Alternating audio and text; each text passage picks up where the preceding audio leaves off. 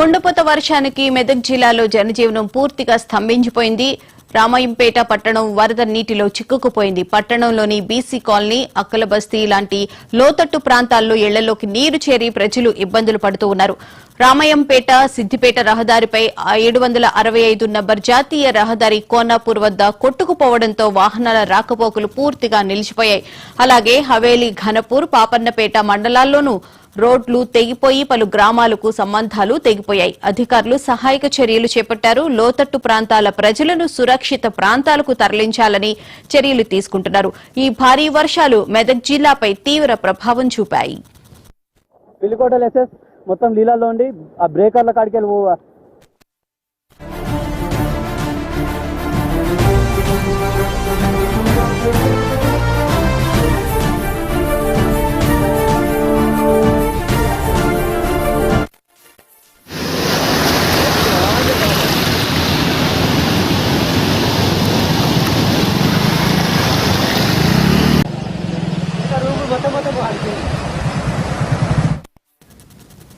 యాదాద్రి భువనగిరి జిల్లాలో కురుస్తున్న భారీ వర్షాలు జనజీవనాన్ని అస్తవ్యస్తం చేశాయి.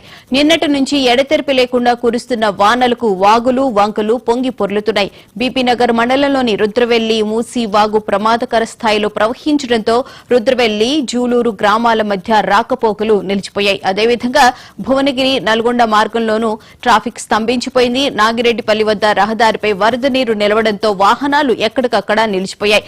భారీ గేట్లను ఏర్పాటు చేసి అధికారులు ప్రజలను అప్రమత్తం చేస్తున్నారు. ప్రజలు అనవసర ప్రయాణాలు చేయవద్దని అధికారులు సూచిస్తున్నారు. ఈ వరదల వల్ల జిల్లాలో రవాణా వ్యవస్థ పూర్తిగా స్తంభించిపోయింది.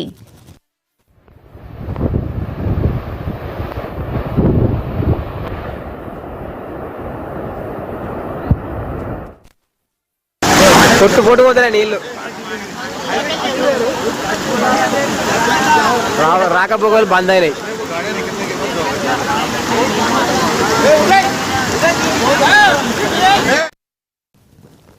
భాగ్యనగరంలో వినాయక